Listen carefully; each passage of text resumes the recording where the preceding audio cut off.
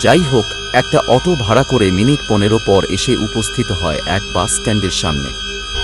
আর কিছুক্ষণের মধ্যেই বাস ছাড়া হবে। বাসে উঠে নিজের সিটে বসে সাময়িক হাঁফ ছাড়ে অনিমেষ। একদম অন্তিম মুহূর্তে সে যে একটা সিট ভাগ্য করে খালি পেয়েছে, না হলে এতক্ষণ গল্প হয়ে যেত। প্রায় ঘণ্টা চারেক রাস্তা অতিক্রম করার পর অনিমেষ এসে পৌঁছালো বাঁকুড়ায়। তারপর সেখান থেকে অটো ধরে সোজা শিমুলবাড়ি গ্রাম। পাশেই কমলদিঘি, এখান থেকে একটা রিকশা ভাড়া করলেই অনায়াসে পৌঁছে যাওয়া যাবে। সন্ধে হবে হবে করছে। অটো থেকে নেমে ভাড়া মিটিয়ে চারপাশটা একবার ভালোভাবে অবলোকন করে অনিমেষ। একই দৃশ্য, চারিপাশ প্রায় ফাঁকা, দোকানপাট বন্ধ, শুধু হাতে গোনা কয়েকজন লোক যারা তার সাথে অটো করে এসেছিল, কিন্তু তারাও যেন চোখের নিমিষে কোথাও মিলিয়ে গেল।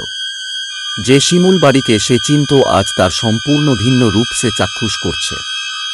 কিছুক্ষণ এদিক ওদিক চেয়ে দেখার পর অগত্যা কোনো উপায় না পেয়ে অবশেষে পায়ে হেঁটে কমলদিঘির উদ্দেশ্যে রওনা দেয় অনিমেষ। কিছুক্ষণ পথ চলার পর অনিমেষের অদ্ভুত অনুভূতি হতে থাকে। তার মনে হয় কেউ যেন তাকে অনুসরণ করছে। অজানা উৎকণ্ঠায় বার কতক পিছনে ফিরে চায় সে, কিন্তু কিছুই দেখতে পায় না। রাস্তা দিয়ে যেতে যেতে তার মনে হতে থাকে এই শিমুল বাড়িতে সে একমাত্র একা, আর অন্য কেউ নেই।